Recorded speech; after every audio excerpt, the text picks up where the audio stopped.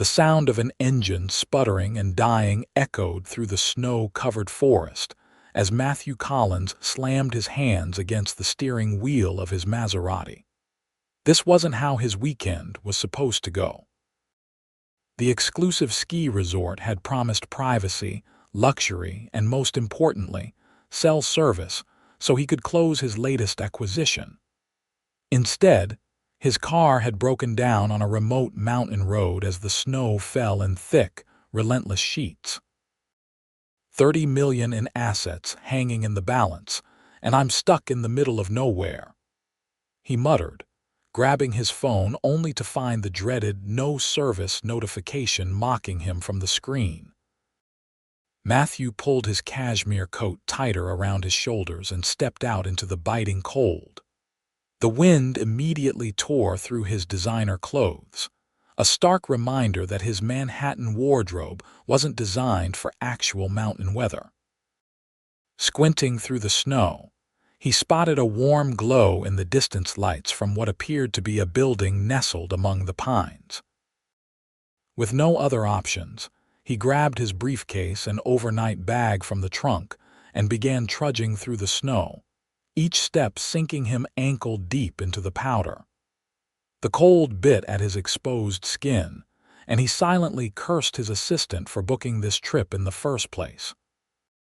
20 minutes later, breathless and half-frozen, Matthew found himself standing before a rustic wooden lodge.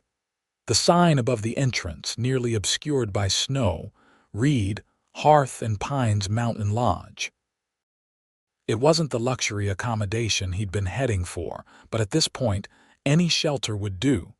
He pushed open the heavy wooden door, bringing a flurry of snowflakes with him. The warmth hit him immediately, along with the smell of cinnamon and pine. The lobby was cozy and inviting, with a massive stone fireplace dominating one wall, its flames crackling and dancing. Vintage skis and snowshoes decorated the walls, alongside black and white photographs of the mountains in various seasons. "Hello, is anyone here?" Matthew called out, stomping the snow from his Italian leather shoes that would likely never recover from this ordeal. "Coming." A woman's voice responded from somewhere in the back, followed by the sound of footsteps. She appeared a moment later, and Matthew found himself momentarily speechless. She was roughly his age, early 30s, with chestnut hair falling in loose waves past her shoulders. Her eyes, a warm hazel, widened in surprise at the sight of him standing there, dripping melting snow onto her polished wooden floor. "Oh my goodness, where did you come from?" she asked, hurrying toward him. "You look half frozen." "My car broke down about a mile back," Matthew explained, his business instincts kicking back in as he regained his composure. "I need to use your phone. My cell doesn't have service, and I have urgent business to attend to." The woman's expression shifted slightly, her welcoming smile faltering at his demanding tone. "I'm Charlotte Hayes, the owner," she said, extending her hand. "And I'm afraid I have some bad news for you." Matthew reluctantly shook her hand, noting the calluses that suggested she was no stranger to hard work. "Matthew Collins. What bad news?" Charlotte gestured toward the windows, where the snow was now falling so heavily that the world outside had disappeared into a white void. "The storm's gotten worse. The landlines are down, and we lost internet about an hour ago. Even if your car was working, the roads are impassable now." "That's not acceptable," Matthew said firmly. "I need to make a call. My company is in the middle of a major acquisition." Charlotte crossed her arms, seeming unimpressed by his predicament. "Well, Mr. Collins, unless you can command the weather to cooperate, you're stuck here until the storm passes, which, according to the last forecast I heard, won't be until tomorrow evening at the earliest." Matthew ran a hand through his dark hair, frustration mounting. This was a disaster. The deal would fall apart without his input and millions would be lost. "There has to be some way." "There isn't," Charlotte cut him off, but her tone softened. "Look, I understand you're stressed, but you're safe, and that's what matters right now. Let me get you some dry clothes and something warm to drink."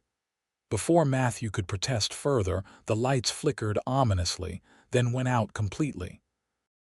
In the sudden darkness, the only illumination came from the fireplace, casting long shadows across the room. "And now we've lost power," Charlotte sighed, though she didn't sound particularly surprised or concerned. "Welcome to mountain life in winter, Mr. Collins." Matthew stood in stunned silence. In 15 years of building his tech empire through market crashes and ruthless competitors, he'd never felt so utterly powerless. Charlotte moved efficiently in the dim light, lighting candles and oil lamps that were apparently kept ready for such occasions.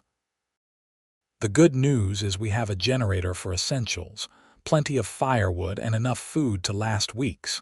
So while you may not be able to close your big deal, you won't freeze or starve." As she worked, Matthew found himself watching her. There was something captivating about her confidence, the way she navigated the crisis with calm assurance while he, a man who commanded a company of thousands, stood uselessly by. "I can pay whatever your nightly rate is," he said finally, defaulting to what he knew best: money. "Plus extra for the inconvenience." Charlotte turned to him, the candlelight illuminating her face with a warm glow. For the first time, she smiled genuinely, and Matthew felt an unexpected flutter in his chest. "Well, Mr. Collins, it seems you're our only guest tonight. Consider yourself lucky you've got the entire Hearth and Pines Lodge at your disposal." She handed him a candle. "Now, let's find you some dry clothes before you catch pneumonia. The luxury ski resort experience this is not, but I promise you'll be comfortable." As Matthew followed Charlotte up the creaking wooden staircase, he had the distinct feeling that this unexpected detour was going to be far more consequential than a mere delay in his business plans. The room Charlotte led him to was nothing like the sleek hotel suites Matthew was accustomed to, but it had an undeniable charm. A four-poster bed dominated the space, piled high with quilts that looked handmade. A small fireplace stood ready with stacked kindling, and the windows, though now showing nothing but white as the blizzard raged, were framed with simple curtains that matched the bedspread.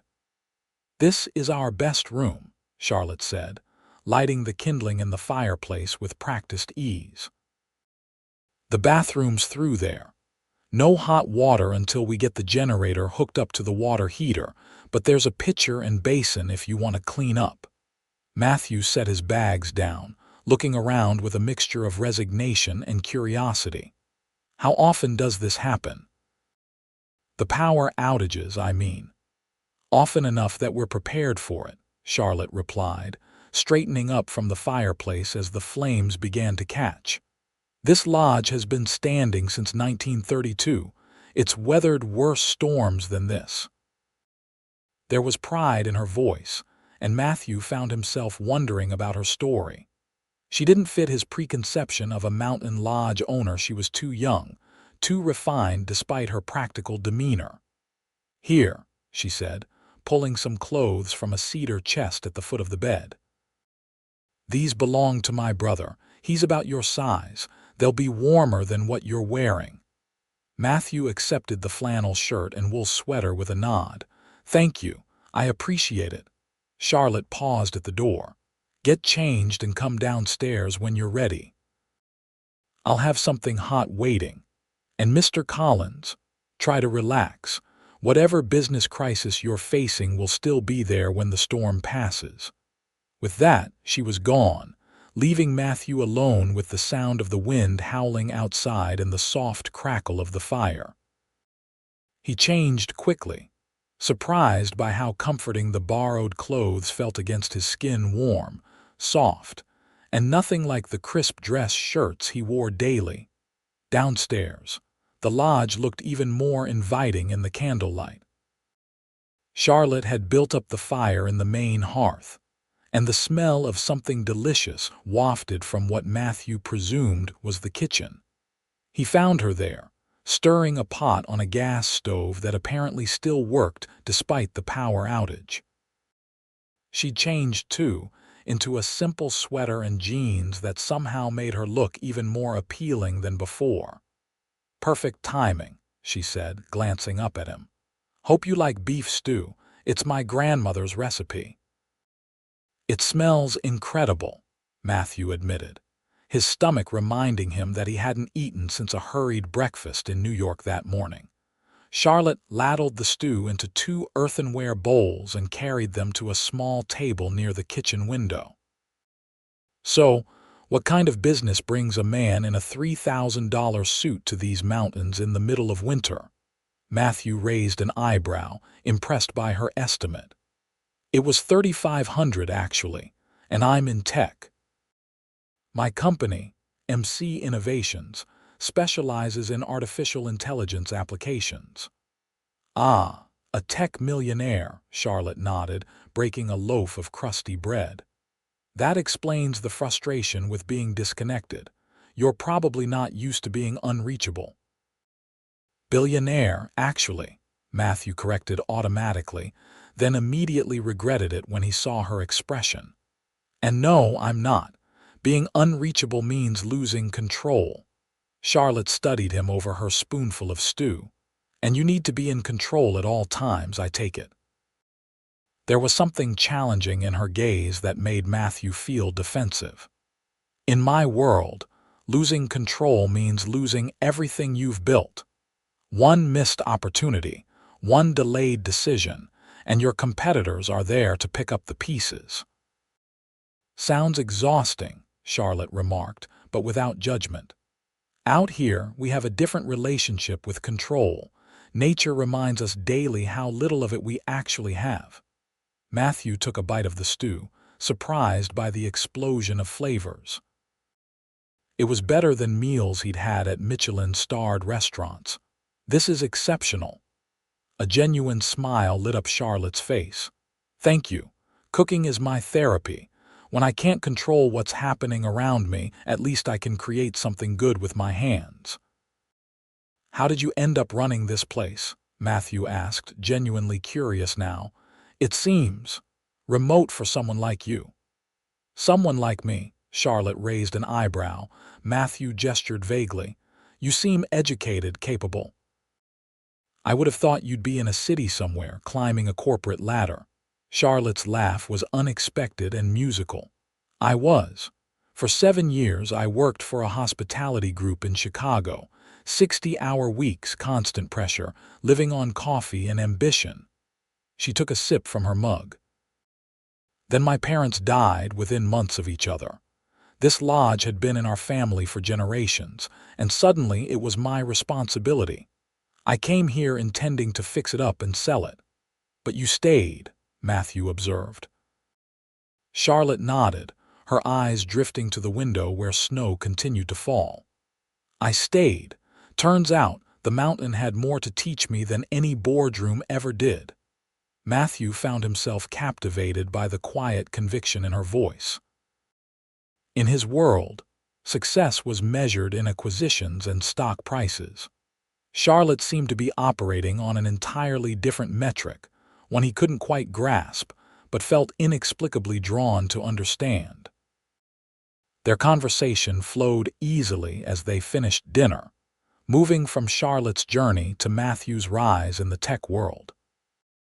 He found himself sharing stories he rarely told, about the early days of building his company from his college dorm room, the risks he'd taken, the failures that had preceded his success. "So what's this urgent acquisition that has you so worried?" Charlotte asked as they moved to the main room, where she had set up a chessboard near the fire. Matthew hesitated, then decided there was no harm in telling her. It wasn't as if she was connected to his industry. "There's a small AI company in Finland that's developed an algorithm that could revolutionize medical diagnostics. I've been negotiating to acquire them for months, and we're finally at the closing stage. The paperwork needs to be signed by tomorrow night, or the exclusivity period ends and they can entertain other offers. And you think they will? Take other offers, I mean. Charlotte moved a pawn on the chessboard. Matthew countered with his knight. Their CEO called me yesterday with news that my main competitor has been in touch, hinting at a higher offer. I was on my way to this ski resort because it supposedly had the best connectivity in the area, and I needed a quiet place to finalize details without my team hovering. Charlotte contemplated the board. So it's not just about the money, it's about winning. Matthew started to deny it, then stopped himself. She wasn't wrong. Partly yes, Adrian Blackstone and I have been rivals since our early days. He's beaten me to acquisitions before, and each time it felt like. Like what? Charlotte prompted when he trailed off. Like I was that scholarship kid at the prep school again, the one who didn't belong, Matthew admitted, surprised by his own candor. He never discussed this aspect of his drive, not with anyone. Charlotte's expression softened. And each victory is proof that you do belong, that you've earned your place. Something like that, Matthew said, uncomfortable with how easily she seemed to see through him. Your move. They played in companionable silence for a while, the only sounds the crackling of the fire and the occasional howl of wind outside. Matthew found himself relaxing despite the business crisis looming over him.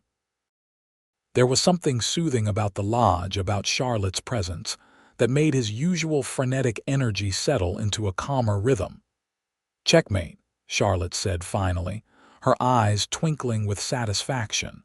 Matthew stared at the board in disbelief. He hadn't lost a chess game in years.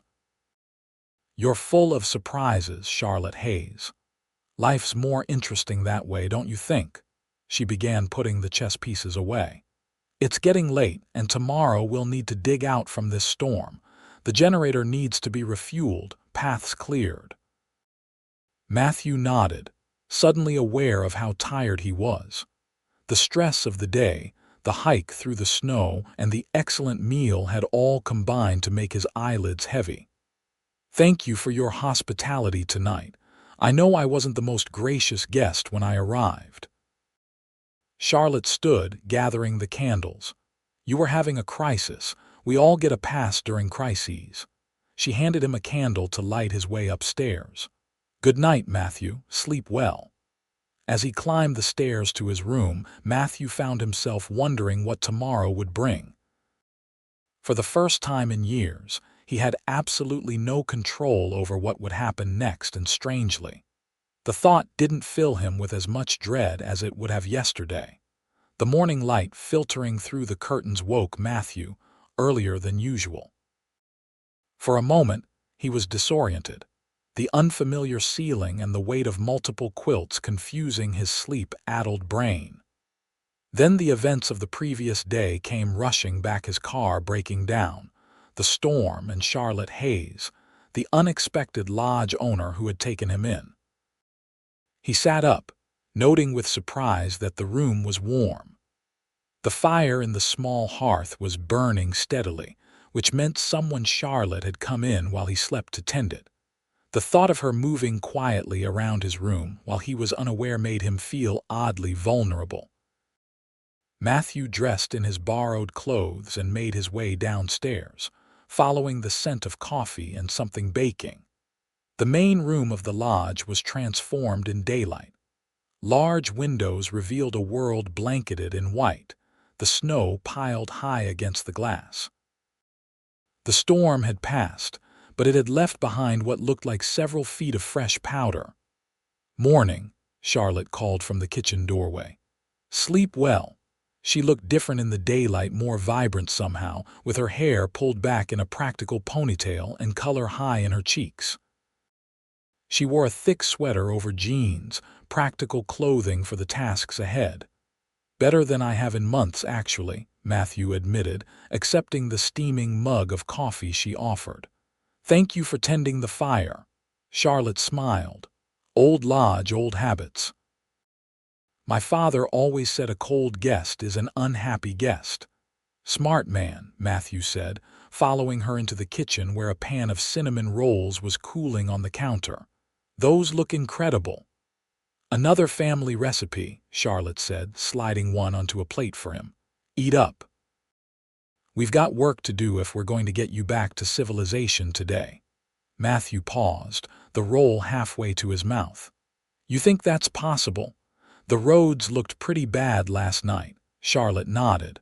The main road gets plowed fairly quickly after storms.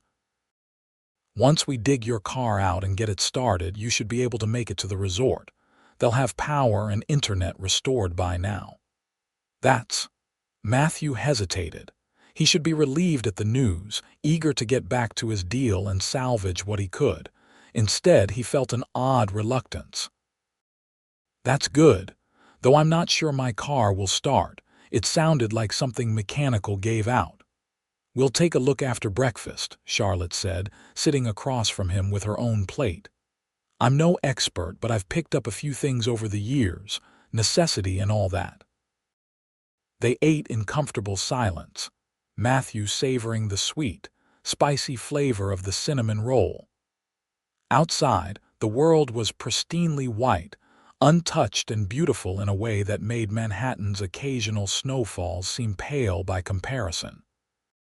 So, Charlotte said finally, what happens if you can't close this deal? Is it really the end of the world? Matthew considered the question seriously. Not the end of the world, no, but it's a significant setback. This technology could help millions of people get faster, more accurate diagnoses. And yes, he admitted before she could ask, it would be very profitable for MC Innovations. Charlotte's eyes held his for a moment, searching. At least you're honest about it. So many business people pretend it's all about changing the world when the bottom line is what really drives them. I learned a long time ago that you can do good and do well simultaneously, Matthew said. The best innovations solve real problems for real people. Charlotte nodded, seeming satisfied with his answer. All right then, let's see if we can get you back to saving the world and making money. After breakfast, they bundled up in heavy coats and boots, Matthew borrowing once again from Charlotte's apparently extensive collection of menswear, and headed out into the snow. The cold hit him like a physical blow, his breath immediately forming clouds in front of his face. Charlotte moved with confidence through the deep snow, using a shovel to clear a path from the lodge to the main road. Matthew followed, trying to be helpful despite his unfamiliarity with such manual labor. My car's about a mile down this way, he said, pointing east along the road. Once they reached it, Charlotte handed him a shovel. Then we'd better start digging. The walk was arduous, even with a rudimentary path cleared by whatever plow had come through earlier. By the time they reached Matthew's stranded Maserati, he was sweating despite the cold, muscles he rarely used protesting the unusual exertion. The car was nearly buried, only the roof visible above the snowdrift that had formed around it. Charlotte surveyed the situation with a practical eye. We need to clear enough snow to get to the hood and the driver's door. Then we'll see if it's a simple fix or if you need a tow. They worked side by side, shoveling snow away from the vehicle. Matthew was surprised to find the physical labor oddly satisfying. There was something immediate and tangible about seeing the results of each shovelful of snow. So tell me more about this lodge, Matthew said as they worked, partly from genuine curiosity and partly to distract himself from his aching muscles. You said it's been in your family for generations. Charlotte nodded, not slowing her steady rhythm with the shovel. My great-grandfather built it in the 30s. It started as just a cabin where he'd bring friends to ski, but over time it grew into a proper lodge. My grandparents ran it as a business, and then my parents. It was famous in its heyday. We had celebrities, politicians, even royalty stay here. "What happened?" Matthew asked. Noting the wistfulness in her voice, Charlotte paused, leaning on her shovel. The big resorts moved in. Hearth and Pines couldn't compete with their amenities and marketing budgets.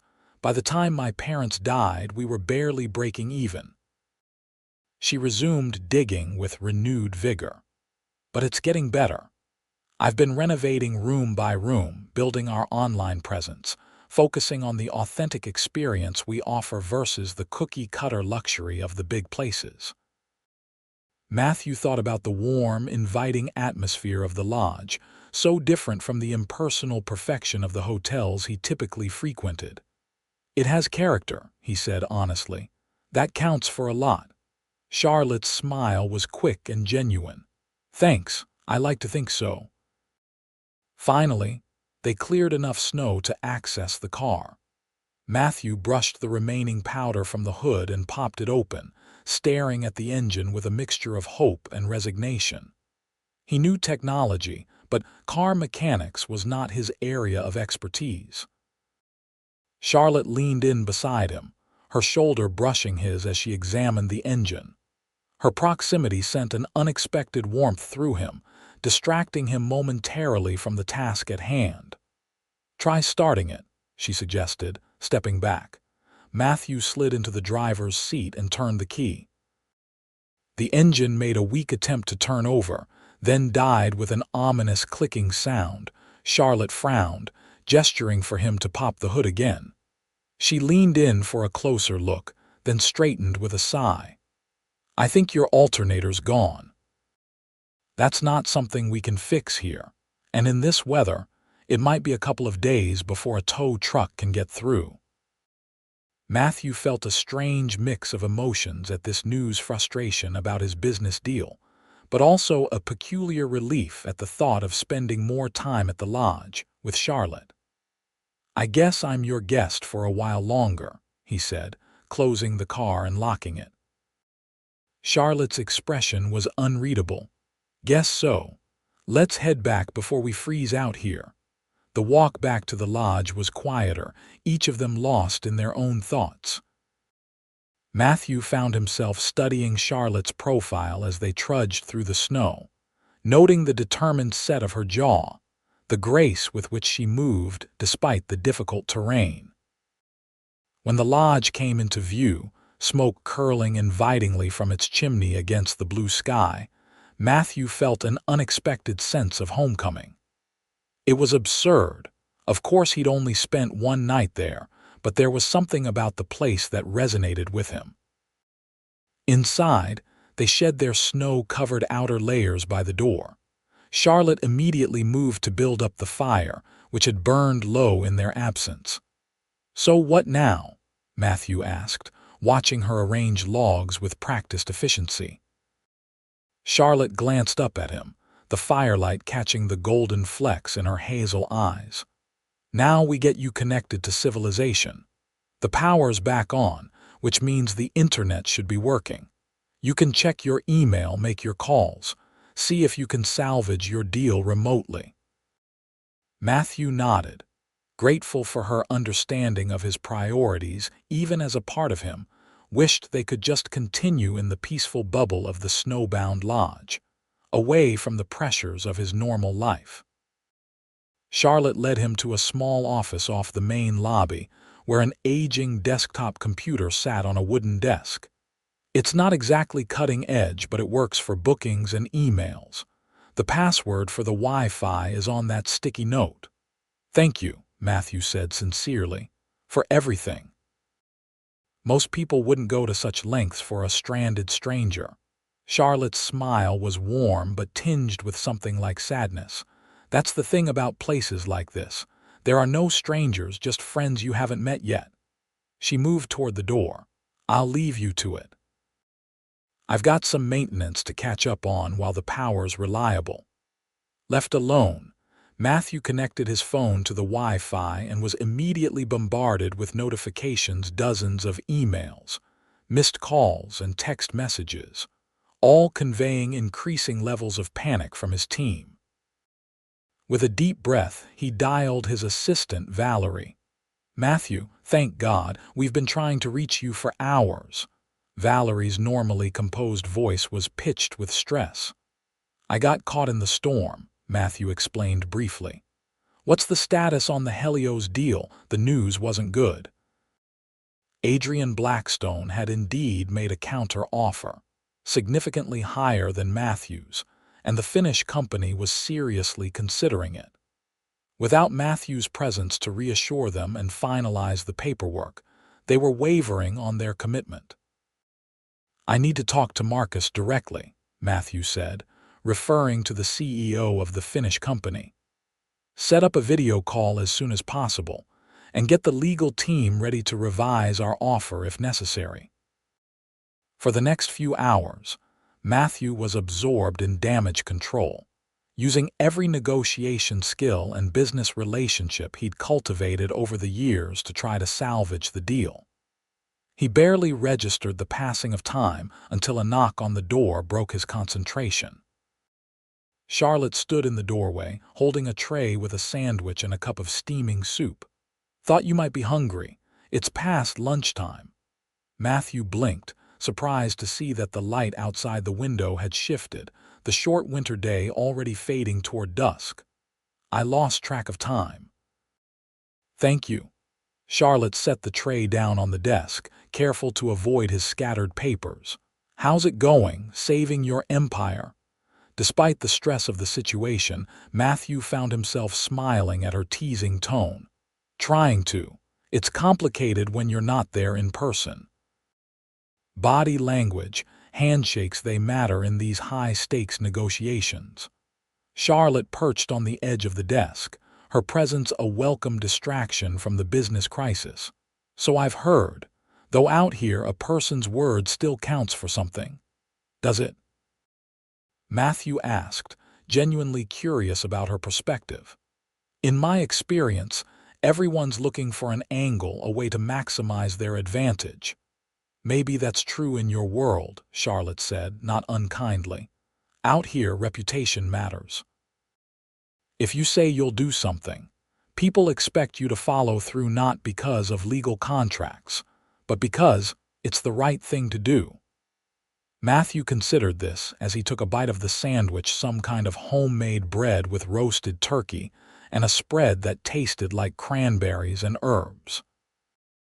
This is delicious, he said, momentarily distracted from their philosophical discussion. Leftovers from Thanksgiving, Charlotte explained. I always make too much. Did you have a big gathering?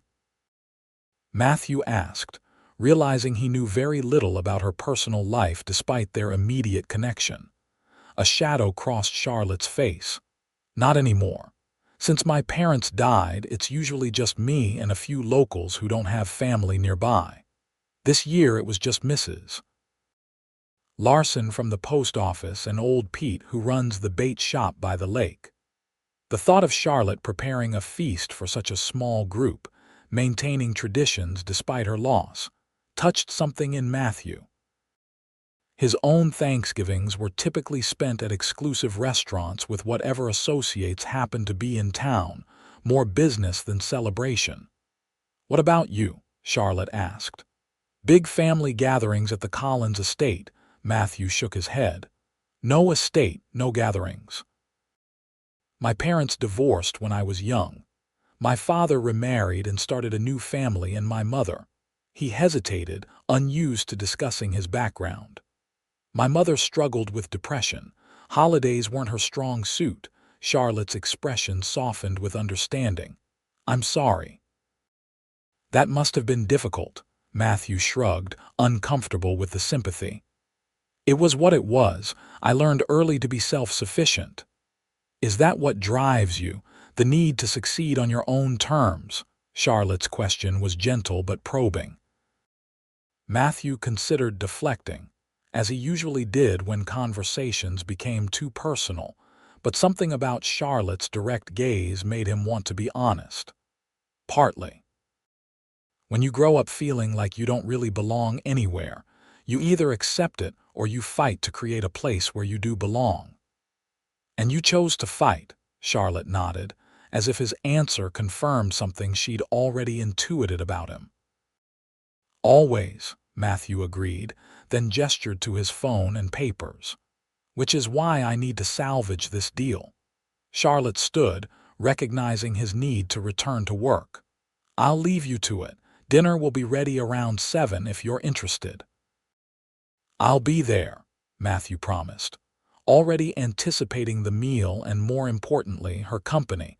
After Charlotte left, Matthew threw himself back into negotiations with renewed focus.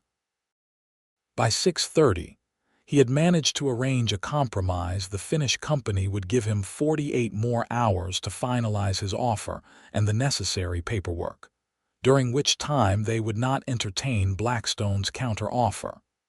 It wasn't a victory, but it was a stay of execution. Matthew rubbed his tired eyes and shut down the computer, feeling the tension in his shoulders from hours of hunching over the desk. When he emerged from the office, the lodge was transformed once again. Charlotte had lit candles throughout the main room, their warm glow complementing the firelight. The dining table in the corner was set for two, with a bottle of wine already opened and breathing. "Just in time," Charlotte said, appearing from the kitchen with 2 plates. "Hope you like trout. It was caught in our lake last fall and preserved, an old family technique." The fish was served with roasted root vegetables and a wild rice pilaf that Charlotte explained was made with local ingredients. The meal was rustic but delicious, the flavors clean and honest in a way that reminded Matthew of how disconnected he'd become from real food, subsisting mainly on expensive restaurant fare and delivery. "This is incredible," he said after his first bite. "You could be a chef in New York with talent like this." Charlotte laughed, the sound warming him more than the fire. "I think cooking loses some of its joy when it becomes a profession. For me, it's about connecting to this place, to its history, to the people I feed." "Is that why you stayed?" Matthew asked. To maintain that connection, Charlotte swirled the wine in her glass, considering the question. "Partly. When I first came back after my parents died, I was still in corporate mode, thinking about profit margins, ROI, exit strategies. I was going to modernize everything, make it marketable, then sell to the highest bidder." "What changed?" "I started remembering," Charlotte said simply. "The summers spent swimming in the lake, the winters learning to ski on the bunny slope my dad built. The guests who came back year after year, who watched me grow up and who felt like extended family." She looked around the room, her expression softening with affection. "This place isn't just a business. It's alive with memories and stories. Selling it would have been like selling a piece of myself." Matthew nodded, understanding better than he expected. Despite his wealth and success, there was little in his life that held that kind of meaning. His Manhattan penthouse was professionally decorated but held no personal history. His offices were designed to impress clients, not to nurture connections. "Don't you ever miss it, though?" he asked. "The excitement of the city, the opportunities?" "Sometimes," Charlotte admitted, "but I've found different opportunities here. The lodge may never make me rich, but it makes me happy." "That's worth something, isn't it?" "It's worth everything," Matthew said softly, surprising himself with the conviction in his voice. "If you can find it." Their conversation flowed easily through dinner, moving from Charlotte's renovations plans for the lodge to Matthew's early days as an entrepreneur. He found himself sharing stories he rarely told about the failures and near misses that had preceded his success, the lessons learned from each setback. After dinner, they moved to the sofas near the fireplace, the wine bottle coming with them. Outside, night had fallen completely and fresh snow had begun to fall, adding to the sense of intimacy and isolation. "So did you save your empire?" Charlotte asked, tucking her feet beneath her on the sofa. Matthew leaned back, feeling more relaxed than he had in months despite the unresolved business situation. I bought myself some time, 48 hours to finalize the deal remotely. And if it falls through? Charlotte's question wasn't challenging, merely curious. Matthew considered it seriously. Then I find another opportunity. That's the thing about business, there's always another deal, another innovation. You adapt or you die. Like nature, Charlotte observed. Out here, adaptation is everything. The lodge has had to change over the decades too, finding new ways to attract guests, new services to offer. Is it working? Matthew asked. The adaptation, Charlotte's smile turned rueful.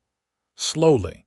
The truth is, places like this are endangered species in the age of luxury resorts and Airbnb. We offer something different: authenticity, connection to nature, personal attention, but it's hard to compete with infinity pools and spa treatments. Matthew found himself suddenly interested in the business aspects of the lodge, his entrepreneur's mind automatically analyzing the situation. Have you considered focusing on that uniqueness as your selling point? Marketing the experience rather than trying to compete on amenities? Charlotte laughed softly. Of course. I did work in hospitality, remember. The problem isn't the strategy, it's the execution. Marketing costs money, and comprehensive renovations to bring the place up to modern standards while preserving its character would cost even more. Money the lodge simply doesn't generate right now. Have you considered investors? Matthew asked, his business instincts fully engaged now.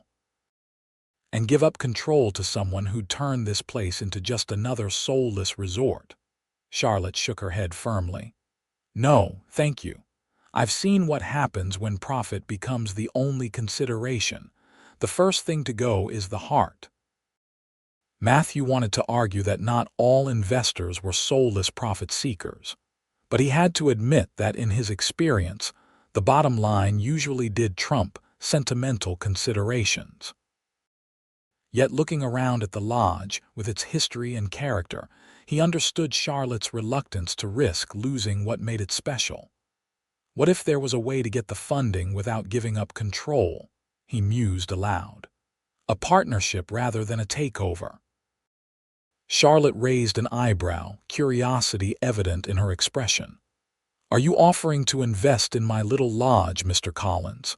Matthew hadn't been, not consciously, but now that the idea was out there, he found it intriguing. I might be. It would depend on the business plan, of course, but I've always believed in backing passionate founders, and you clearly have passion in spades. A complicated emotion flickered across Charlotte's face, interest mingled with wariness. I'm not looking for charity. And I won't compromise on what makes Hearth and Pines special. I don't do charity investments, Matthew assured her, but I do recognize potential when I see it. Let me think about it. Charlotte studied him for a long moment, then nodded. Fair enough, I'll think about it too. She stood, gathering their empty wine glasses. It's getting late, and tomorrow might be your only chance to get back to civilization if the weather forecast holds. Matthew felt a twinge of disappointment at the thought of leaving, which was ridiculous. He had a company to run, a deal to save, a life waiting for him in New York. Yet the prospect of returning to it all suddenly seemed less appealing than it had just 24 hours ago. Right, he said, standing as well. I should get some rest. Thank you for dinner and for the conversation. My pleasure, Charlotte said, and something in her tone made Matthew wonder if she too was reluctant for their time together to end. As he climbed the stairs to his room, Matthew found his thoughts divided, part of him still focused on the Helios deal and what it would mean for MC Innovations, but an increasingly large part preoccupied with Hearth and Pines Lodge and its compelling owner. That night, as snow continued to fall outside his window, Matthew lay awake longer than usual, his mind racing with possibilities he hadn't considered before. For the first time in years, his thoughts weren't centered solely on his next business conquest. Instead, he found himself wondering what it would be like to slow down, to build something with meaning beyond its profit margin, to find the kind of connection to a place and purpose that Charlotte so clearly had.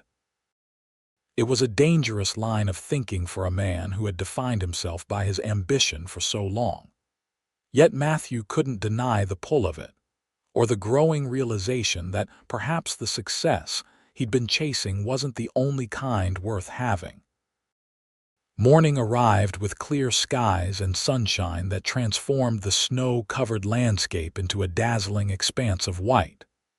Matthew woke early, drawn from sleep by the unfamiliar silence and the quality of light filtering through the curtains. He dressed in his own clothes today, the designer suit feeling strangely formal and out of place in the rustic setting of the lodge. But if he was going to be heading back to civilization, he needed to look the part of the tech CEO again. Downstairs, the lodge was quiet. Matthew checked his watch, barely 7. He was about to head toward the kitchen in search of coffee when movement outside caught his eye. Through the window, he could see Charlotte in the distance, making her way through the snow toward what appeared to be a small outbuilding. She was bundled against the cold, a bright red scarf the only splash of color against the white landscape, and her dark coat. Curious, Matthew pulled on his borrowed boots and coat and followed her tracks in the snow. The crisp morning air bit at his face, a refreshing jolt after the warmth of the lodge. The snow crunched beneath his feet, pristine except for Charlotte's trail leading to what he now saw was a workshop of sorts. The door was ajar, and Matthew could hear the sound of tools and soft humming coming from inside. He knocked lightly on the frame before pushing the door open further. Charlotte looked up from a workbench, surprise evident on her face. Her cheeks were flushed from the cold or exertion, and she had a smudge of sawdust across one cheekbone. "Matthew, you're up early." "So are you," he observed, taking in the workshop with interest. It was organized chaos. Tools hung neatly on one wall, but the space was filled with projects in various stages of completion. There were furniture pieces being refinished, what looked like cabinet doors waiting to be installed, and in the center of the room, a large wooden sign lying flat on a table. Charlotte followed his gaze to the sign and gave a self-conscious shrug. "I'm carving a new sign for the entrance. The old one was damaged in a storm last month." Matthew moved closer to examine her work.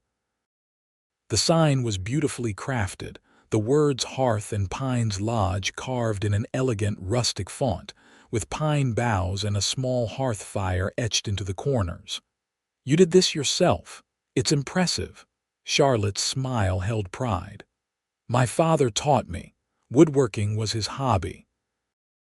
When I was little, he'd let me help with simple projects. As I got older, he taught me everything he knew." She ran a hand lightly over the carved letters. "It keeps me connected to him, working with my hands the way he did." Matthew nodded, understanding. There was nothing of his own father he'd wanted to emulate, a distant figure who had made it clear that his new family took precedence over his firstborn son. Yet he could appreciate the comfort Charlotte must find in carrying on her father's skills and traditions. "I didn't mean to interrupt your work," Matthew said, aware that he was intruding on what was clearly a personal ritual for her. "You're not," Charlotte assured him. "I was just finishing up. The morning light in here is perfect for detail work." She set down her carving tools and brushed sawdust from her hands. "I should be getting breakfast started anyway. You probably want to hit the road as soon as possible." There it was again, that peculiar reluctance at the thought of leaving. Matthew pushed it aside, focusing on practicalities. "Has there been any word on when the tow truck might make it through?" Charlotte nodded. "Pete from the bait shop called on the landline. He's got a friend with a tow truck who can get here by noon if the roads stay clear." He can take your car to the mechanic in town, and there's a rental place there that could get you something to drive to the resort. That's efficient, Matthew said, surprised at how quickly things were moving now that the storm had passed. Small towns, Charlotte said with a smile. Everyone knows everyone, and people help each other out. By the time Pete's friend arrives, half the county will know about the stranded city slicker in the fancy car. The teasing warmth in her voice made Matthew smile despite his conflicted feelings about leaving. I suppose I should be grateful for small-town efficiency, even if it comes with small-town gossip. They walked back to the lodge together, the morning sun creating rainbow prisms in the snow crystals around them. Inside, the lodge was warming as the day's heat built, sunlight streaming through the windows to highlight the rich woods and comfortable furnishings. Matthew had barely noticed upon his arrival. While Charlotte made breakfast blueberry pancakes with real maple syrup, tapped from trees on the property, Matthew checked his emails and made several calls regarding the Helios deal. Things were holding steady for now, but he needed to be back in communication range to finalize details. They ate breakfast at the kitchen counter, a casual affair compared to the more formal dinner of the night before. Charlotte kept the conversation light, telling stories about some of the more colorful local characters Matthew might encounter in town, and offering suggestions for the best route back to his original destination. The resort you were heading to is about an hour from here if the roads are good, she said, refilling his coffee cup. It's much newer, of course. All modern amenities, spa, 5 restaurants. You'll probably feel more at home there. There was no judgment in her tone, just a statement of fact, yet Matthew found himself wanting to disagree. I'm not sure about that. There's something about this place. He gestured around the kitchen, struggling to articulate what he meant. It feels real in a way those corporate resorts never do. Charlotte's expression softened. That's the nicest compliment you could give Hearth and Pines. Real is exactly what we aim for. They fell into a comfortable silence, the kind that usually made Matthew itchy with the need to fill it with plans and action. But here, with sunlight spilling across the wooden counter and the smell of coffee and pancakes in the air, the quiet felt natural, even necessary. The spell was broken by the sound of a vehicle outside, a loud diesel engine that seemed to rattle the windows as it approached. That'll be Jim with the tow truck, Charlotte said, setting down her coffee cup. Earlier than expected. Matthew felt a surprising surge of disappointment. He wasn't ready to leave, not yet. There were things he wanted to say to Charlotte, ideas about the lodge he wanted to explore further, and a growing realization that their connection was something he didn't want to end so abruptly. But business called, as it always did. The Helios deal needed his attention, and his team was counting on him to salvage it. This interlude at Hearth and Pines had been unexpected and enlightening, but it wasn't his reality. They met the tow truck driver at the front of the lodge, a burly man in his 50s with a weathered face and a firm handshake. Jim Kellerman, he introduced himself. Pete says you've got a fancy car that needs rescuing. Matthew Collins, Matthew replied, immediately noting the flash of recognition in Jim's eyes at his name. And yes, it's about a mile down the road. I think the alternator's gone. Jim nodded sagely. Common problem with those high-performance engines in this cold. We'll get her towed to Mike's garage in town. He can fix anything with wheels, though parts for a Maserati might take a few days to get here. A few days. The words hung in the air between Matthew and Charlotte, a possibility neither of them acknowledged aloud. I'll need to get to the resort today, Matthew said, his tone more decisive than he felt. Charlotte mentioned there's a rental place in town. Yeah, Tom's got a few vehicles. Nothing fancy, mind you, but they'll get you where you're going, Jim confirmed. Hop in and we'll get your car first, then I'll take you into town." Matthew turned to Charlotte, suddenly awkward. Their goodbye felt rushed and inadequate after the intensity of the past day and night. "Thank you for everything. I can't tell you how much I appreciate your hospitality." Charlotte smiled, though Matthew thought he detected a hint of sadness in her eyes. "It was my pleasure. That's what Hearth Pines is here for, shelter from the storm, literal or otherwise. I'd like to." Matthew began, then stopped, unsure how to express what he was feeling. "Can I call you?" "About the investment idea. I think there's potential there." Charlotte's expression was guarded but not closed off. "Sure. The lodge number works when the lines are up, or you can email it's just the lodge name at the usual domains." "I will," Matthew promised, meaning it more than most business commitments he made. "And I'll send something for your brother to replace the clothes I borrowed." Charlotte laughed. "Don't bother. They were left behind by a guest years ago. Consider them a souvenir of your unexpected detour." Jim honked the horn impatiently, and Matthew knew he couldn't delay any longer. With a final nod to Charlotte, he climbed into the tow truck, the warmth of the lodge already becoming a memory as the cold cab surrounded him. As they drove away, Matthew looked back through the rear window. Charlotte stood on the porch of Hearth Pines, her hand raised in farewell, the morning sun turning her chestnut hair to fire. The image burned itself into his mind: Charlotte Hayes, strong and independent, surrounded by the world she had chosen, the home she had fought to preserve.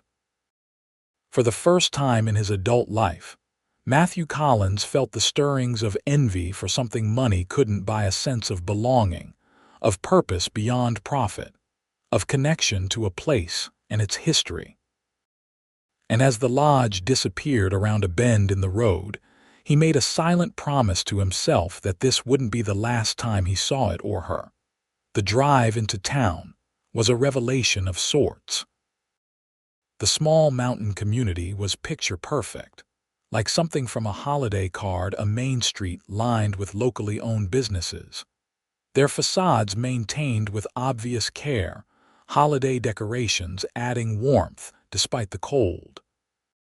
People walked the recently shoveled sidewalks, greeting each other by name, stopping to chat despite the temperature. "Everyone knows everyone here, huh?" Matthew observed as Jim waved to yet another passerby. "Pretty much," Jim confirmed. "Been that way long as I can remember." "Makes life simpler in some ways, more complicated in others." He cast a sidelong glance at Matthew. "Charlotte said you're some kind of tech big shot." Matthew nodded, unsurprised that his identity had already become local knowledge. "I run a company called MC Innovations. We specialize in artificial intelligence applications." Jim looked impressed despite himself. "Fancy stuff. Don't know much about all that, but my granddaughter's always on her phone with some app or other. Guess that's your world." "Part of it," Matthew agreed, thinking how far removed this town was from the high-pressure, high-speed environment he usually inhabited. Yet there was something appealing about the simplicity here, the human connections that seemed more genuine than the networking events and power lunches that filled his calendar in New York. They arrived at Mike's garage, where Matthew's Maserati was unloaded with careful precision, despite its obvious value being out of place among the pickup trucks and practical SUVs in the lot. Mike, a lean man in his 60s with grease-stained hands and sharp eyes, assessed the vehicle with professional interest. "Beautiful machine," he said, running a hand along the sleek hood. "But these exotic engines aren't built for mountain winters. I'll need to order parts from the city, might take 3-4 days to get her running right." Matthew nodded, having expected as much. "That's fine. I'll need a rental in the meantime." "Tom's place is just down the street," Mike said, gesturing toward the main drag. "Tell him I sent you. He'll fix you up with something reliable." After settling the details for his car's repair, Matthew walked the few blocks to the rental agency, taking in the town as he went. Despite its small size, the place had character: a bookstore with actual books displayed in the window, a cafe where people sat at tables talking rather than staring at laptops, a hardware store that looked like it had been there since the town was founded. At Tom's Rentals, the options were limited but functional, mostly American-made SUVs and trucks designed to handle the mountain roads. Matthew selected a relatively new Ford Explorer, signed the paperwork, and was soon driving toward the resort, GPS guiding him along roads that wound through spectacular mountain scenery. But as the miles passed, Matthew found his thoughts returning to Hearth and Pines, to Charlotte with her quiet confidence and the life she had carved out for herself against the odds. The corporate resort, when he finally arrived, was exactly as she had described: impeccably maintained, luxurious, and utterly devoid of personality. The staff were professionally courteous but distant, the decor tasteful but generic, the ambience calculated to appeal to the broadest possible definition of luxury. His suite was spacious and well-appointed, with a gas fireplace that turned on with the push of a button and a spectacular view of the ski slopes through floor-to-ceiling windows. The Wi-Fi was indeed excellent, allowing Matthew to immediately reconnect with his team and focus on the Helios deal. For the next day and a half, Matthew threw himself into work, participating in video conferences, reviewing legal documents, and negotiating terms. It was familiar territory, the high-stakes dance of corporate acquisition that had defined his career. Yet something felt different.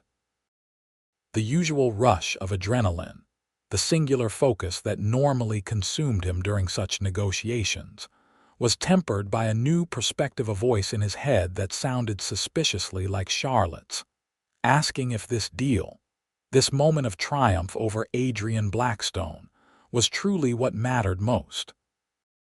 By the evening of the second day, exhaustion was setting in. Matthew had been working nearly continuously, stopping only for brief meals ordered from room service and a few hours of restless sleep. The deal was progressing, but there were still sticking points: concerns from the Finnish team about how their technology would be integrated, fears that their innovation would be swallowed by the larger corporate structure.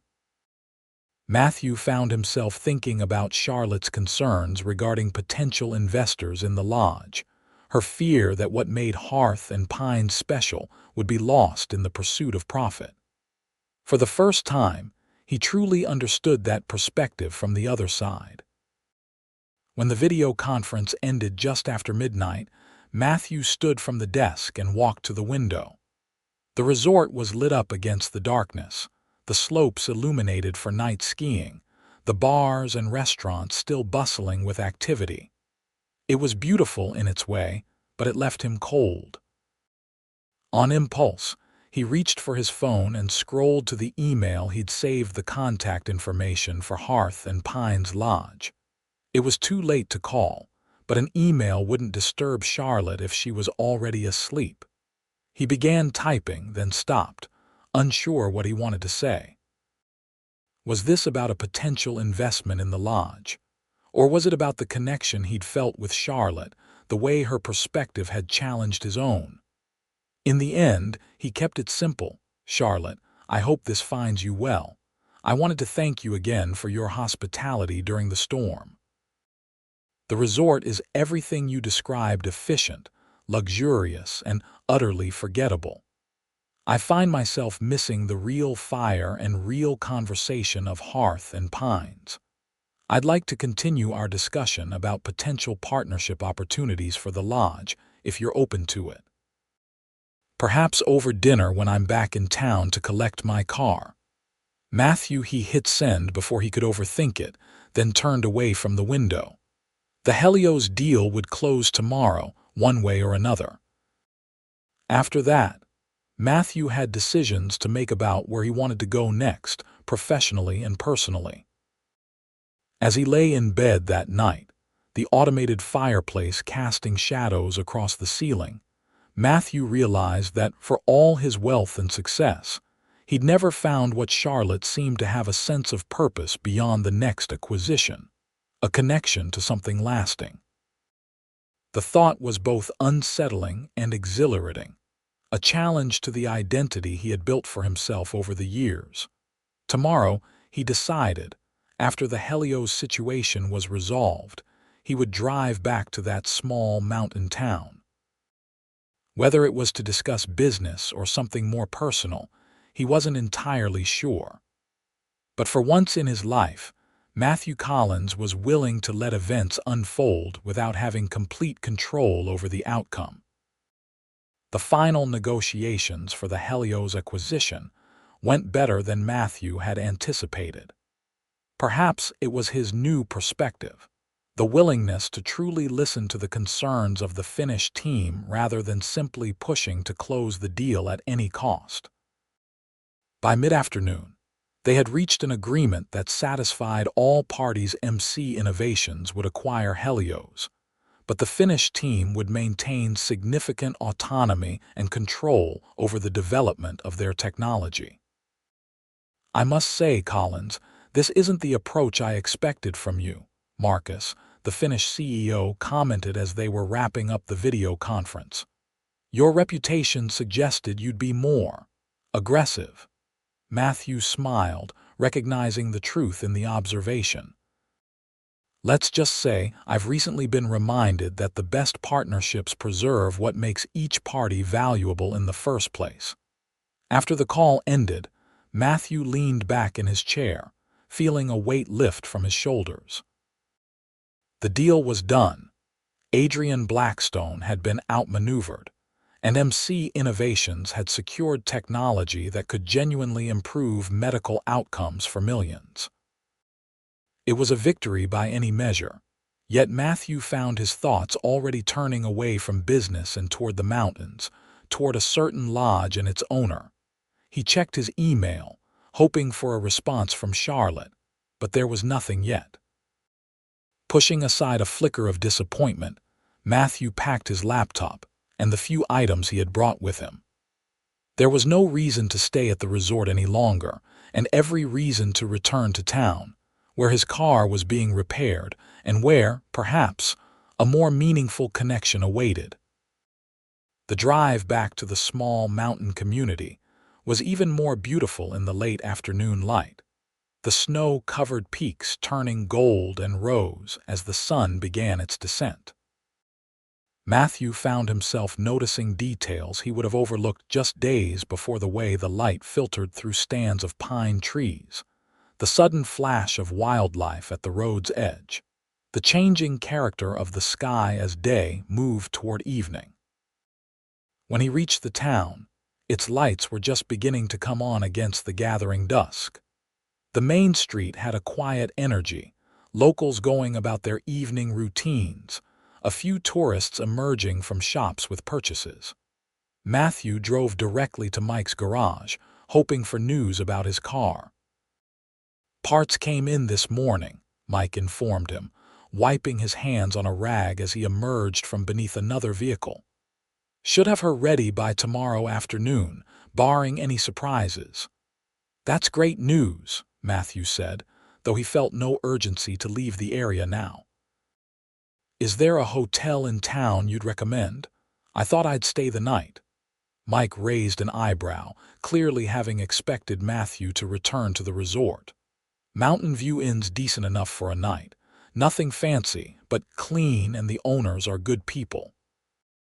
He paused, then added with a knowing look, "Course, Hearth Pines is just outside town if you're looking for something with more character." Was he that transparent? Matthew wondered, but nodded casually. "I might check that out, thanks. Hearth Pines was quite comfortable during the storm."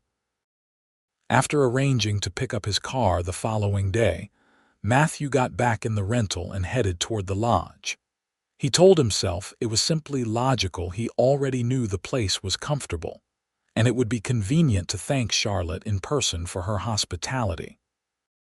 The flutter of anticipation he felt as the familiar drive came into view was merely appreciation for the beautiful setting, nothing more. The lodge looked different in the fading light of day, welcoming and solid, windows glowing with warm light, smoke curling from the chimney against the darkening sky. Matthew parked the Explorer and sat for a moment, suddenly uncertain. What if Charlotte wasn't interested in seeing him again? What if their connection had been circumstantial, a product of the forced intimacy of the snowstorm? Before he could talk himself out of it, Matthew got out of the car and approached the lodge. Through the window, he could see movement inside Charlotte moving about the main room, adjusting something on the mantelpiece. The domesticity of the scene struck him with unexpected force, a glimpse into a life so different from his own. He knocked on the door, his heart beating faster than the situation warranted. A moment later, the door swung open, and there was Charlotte, her expression shifting from polite inquiry to surprise and something else, pleasure, when she recognized him.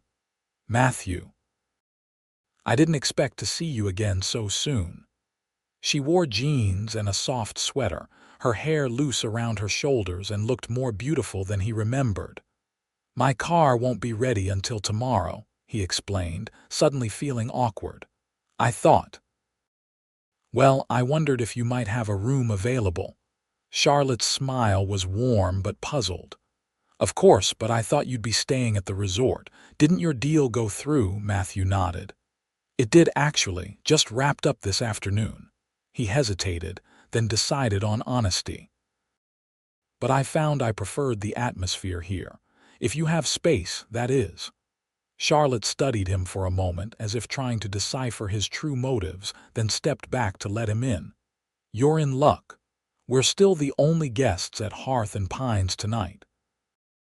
The lodge was even more inviting than Matthew remembered, the fire crackling in the hearth, the scent of something delicious coming from the kitchen, the comfortable furnishings that invited relaxation rather than impressing with their luxury. "I just made dinner," Charlotte said as she led him inside. "Nothing fancy, but there's plenty if you're hungry."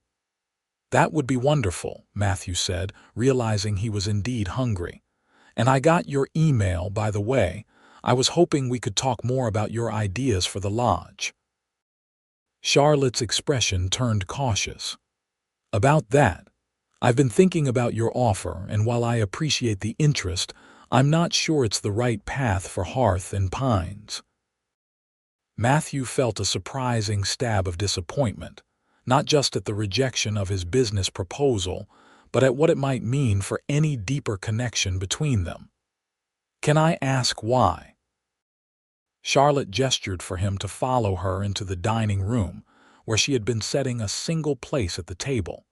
She quickly added a second setting before responding. "Because I've seen what happens when places like this get investor makeovers.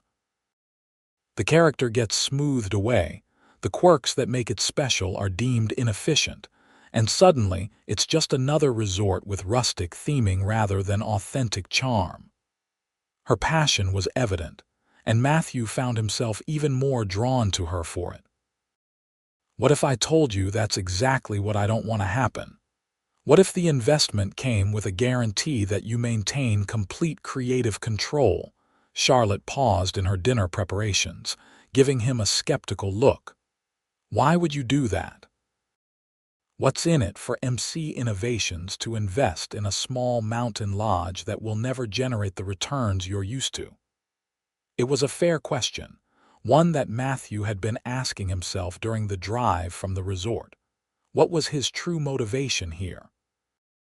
Was it purely business, a side investment with potential? Or was it something more personal, a desire to maintain a connection with Charlotte and the unexpected peace he had found at Hearth Pines? "Not everything is about maximizing returns," he said finally. "Sometimes it's about preserving something valuable, something real in a world that's increasingly artificial." He met her gaze directly. "The truth is, Charlotte, I haven't been able to stop thinking about this place since I left. Or about you." The admission hung in the air between them, more revealing than Matthew had intended but honest in a way he rarely allowed himself to be. Charlotte's expression softened, surprise and something warmer moving across her features. "That's not what I expected you to say," she admitted, a slight blush coloring her cheeks. "It's not what I expected to say either," Matthew confessed with a self-deprecating smile. "But these past few days have made me see some things differently, including what really matters." Charlotte nodded slowly, as if processing his words. "Dinner first," she decided. "Then we talk about the lodge, about investments, about whatever this is." She gestured between them, acknowledging the undercurrent of attraction that had been present since their first meeting. Dinner was simple but delicious, a hearty stew with crusty bread that Charlotte had baked that morning. They kept the conversation light, Matthew sharing stories about the corporate resort and his successful negotiation with the Finnish company, Charlotte updating him on local happenings since the storm. As they lingered over coffee and homemade apple pie, Matthew found himself more relaxed than he could remember being in years. The constant pressure of business, the need to be always connected and available, had fallen away, replaced by a focus on the present moment, on the woman across from him whose laughter and insights had somehow begun to reshape his perspective on what constituted success. After dinner, they moved to the sitting area by the fire. Charlotte had lit only a few lamps, leaving most of the illumination to come from the flames, creating an intimate atmosphere that encouraged confidences. "So," Charlotte said, curling into one corner of the sofa, "tell me more about this investment idea that doesn't involve changing everything that makes Hearth and Pines special." Matthew leaned forward, warming to the subject. What if the investment was specifically targeted at preserving and enhancing what already works? Updating the infrastructure, plumbing, electrical, internet without changing the character. Funding a marketing campaign that emphasizes the authentic experience you offer. Creating a reservation system that works with your capacity rather than trying to maximize it. Charlotte looked intrigued despite her initial skepticism. "And what would you want in return? Besides a reasonable ROI, which I can tell you now would be modest by your standards."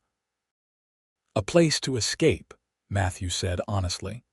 "Somewhere I could come when the pressures of New York become too much. A reserved room, perhaps, and the promise of good conversation with the owner." The implication wasn't subtle, and Charlotte's eyes widened slightly before a smile tugged at her lips. "That sounds suspiciously like you're interested in more than just a business relationship, Mr. Collins." Matthew held her gaze, deciding that here, in this place where authenticity was valued, honesty was the only approach that made sense. "I am. These past days have shown me something I've been missing, Charlotte. Connection, purpose beyond profit, the joy of simple things like a home-cooked meal or a game of chess by the fire." He paused, gathering his thoughts. "I'm not suggesting anything hasty, we barely know each other. But I'd like the chance to change that, to see if what I felt during the storm was circumstantial or something more lasting." Charlotte was quiet for a long moment, the firelight playing across her features as she considered his words. "You live in New York," she said finally. "Your company, your life is there. I'm here, committed to this place and what it represents. That's quite a gap to bridge." "It is," Matthew agreed. "But technology makes distance less of an obstacle than it used to be. And private jets help too." This last was said with a hint of humor, though it was true enough. Charlotte laughed softly. "Of course. How could I forget about private jets?" Her expression grew more serious. "I like you, Matthew, more than I probably should after such a short acquaintance. But I've built my life here and I won't compromise on that." "I would never ask you to," Matthew assured her. "What makes you special is your commitment to this place, to your vision. That's what I'm drawn to." Their conversation continued late into the night, moving from the practical aspects of a potential business partnership to more personal territory, their backgrounds, their values, their hopes for the future. The more Matthew learned about Charlotte, the more certain he became that their meeting had been more than a random accident of weather and car trouble. There was a complementary nature to their strengths and perspectives, a balance that felt both challenging and right. By the time they reluctantly agreed it was time to turn in, a tentative plan had formed, a modest investment to address the lodge's most pressing needs, with Charlotte maintaining full operational control and Matthew taking a silent partner role. And alongside it, a personal commitment to explore the connection between them, to see if the spark that had ignited during the snowstorm could grow into something sustainable despite the geographical challenges.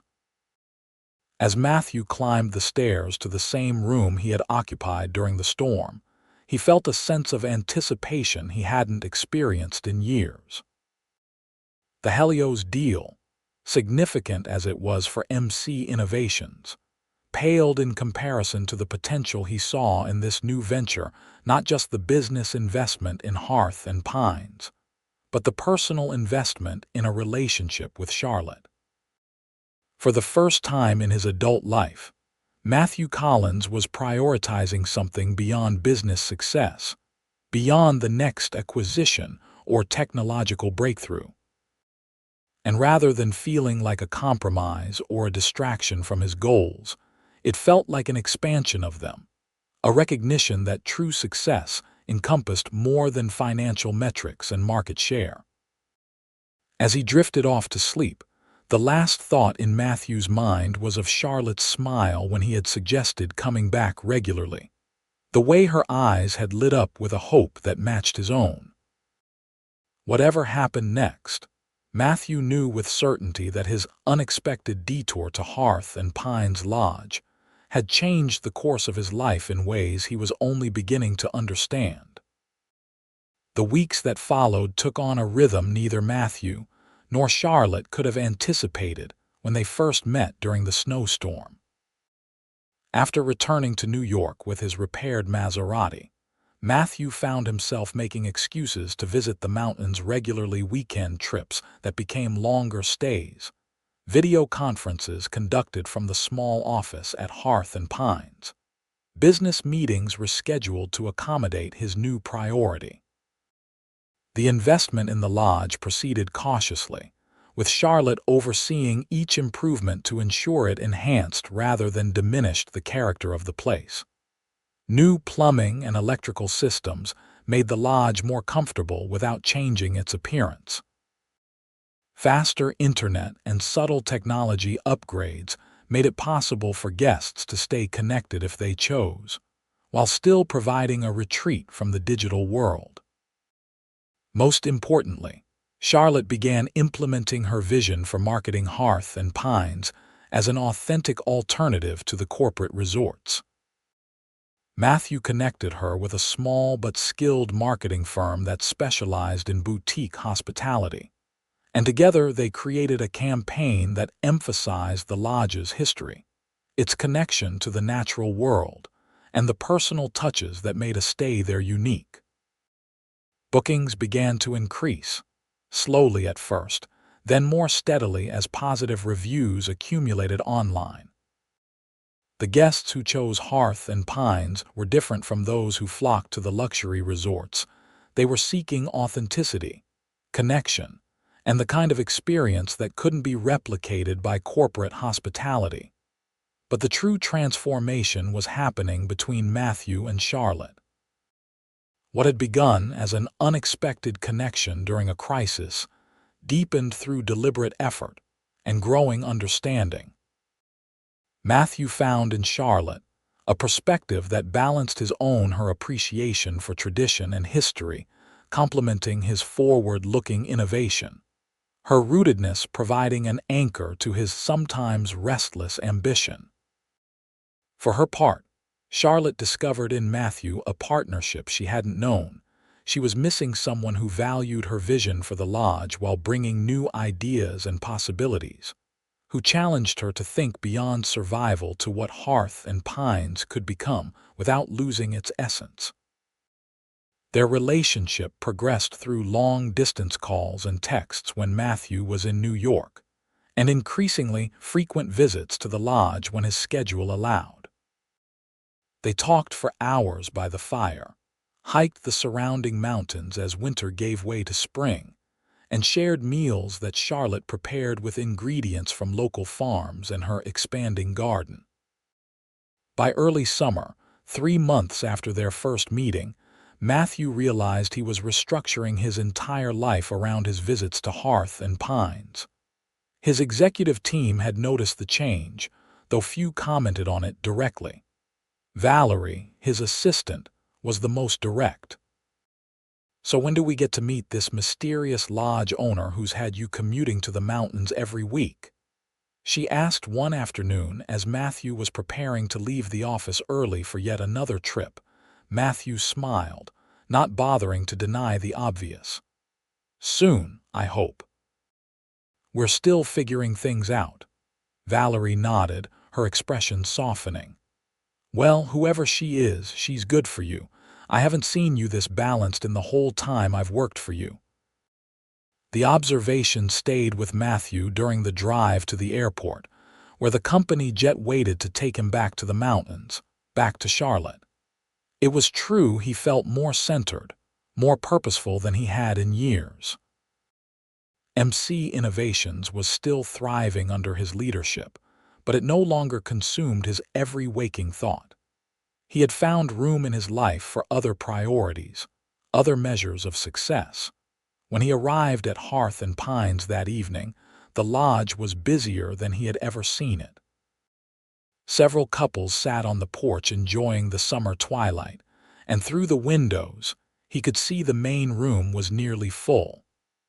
The improvements were clearly having an effect, bringing new life to the historic property without compromising its character. Charlotte met him at the door, her face lighting up with genuine pleasure at his arrival. "Perfect timing. I just finished with the check-ins." The ease with which she welcomed him, the natural way she took his hand as they walked through the lodge, spoke volumes about how their relationship had evolved. There was a comfort between them now, a sense of partnership that went beyond business or even romance to something deeper, a shared vision for what they were building together. Later that night, after the guests had retired and they had the main room to themselves, Matthew and Charlotte sat by the fire, though it was lit more for ambience than warmth in the mild June evening. Charlotte had been telling him about her plans for the garden, the locally sourced menu she was developing for fall, when Matthew found himself saying words he hadn't planned. "I want to live here." Charlotte's eyes widened in surprise. "Here, at the lodge." Matthew nodded, the certainty of the decision growing stronger as he spoke it aloud. "Not full-time, at least not immediately. MC Innovation still needs me in New York part of the week, but yes, here, with you." There was wonder in Charlotte's expression and something like relief. "I've been afraid to ask for that. Your life, your company, they're in New York. I didn't want to be the reason you gave that up." Matthew reached for her hand, holding it between both of his. "You're not asking me to give anything up. You're helping me find balance. The company can function with me working remotely part of the time, especially with the technology upgrades we've made here." He smiled, the pieces falling into place as he spoke. "In fact, I've been thinking about opening a small satellite office in town. There's talent in these mountains, people who would choose quality of life over living in a major city if the right opportunity was available." Charlotte laughed, the sound full of joy and amazement. "You've really thought this through, haven't you? It's not just an impulsive decision." "I've never been impulsive in my life." Matthew said with mock seriousness, then smiled. "Until I met you, that is. But no, this isn't impulsive. It's probably the most carefully considered decision I've ever made." Their conversation continued late into the night, discussing the practicalities of Matthew splitting his time between New York and the mountains, the possibility of finding office space in town, and what it would mean for their relationship to live together at the lodge. By the time they finally went upstairs, a plan had formed. Matthew would maintain his New York apartment for the days he needed to be physically present at headquarters, but Hearth Pines would become his primary residence. They would convert one of the outbuildings into a proper office space where he could work without disturbing guests, and they would explore the possibility of establishing a small tech hub in the nearby town, creating jobs and opportunities for the local community. As summer turned to fall, the changes they had discussed became reality. Matthew established a routine of 3 days in New York, 4 days at the lodge each week. The small office in the renovated outbuilding became his favorite workspace, with windows overlooking the mountains and Charlotte often bringing him lunch from the lodge kitchen. The satellite office in town began with just 3 employees, local tech workers who had been commuting to cities hours away, grateful for the opportunity to work closer to home. Within months, it had grown to a team of 10, focused on developing applications of MC Innovations technology for rural and remote communities. Hearth Pines thrived under Charlotte's continued leadership, its reputation growing among travelers seeking an authentic mountain experience. The renovations were completed with sensitivity to the lodge's history, enhancing comfort without sacrificing character. Bookings were steady, with many guests becoming regulars who returned season after season. But the most significant transformation was in Matthew and Charlotte themselves, and the life they were building together. Matthew, who had once measured success solely in terms of business conquests, found profound satisfaction in the balanced existence they had created. Challenging work that made a difference in the world, coupled with a home life rich in meaning and connection.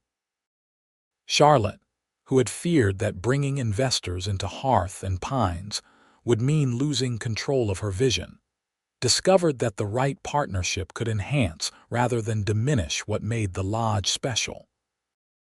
With Matthew's support, she was able to focus on the aspects of the business she loved most, creating memorable experiences for guests, preserving the lodge's traditions, and building relationships with the local community.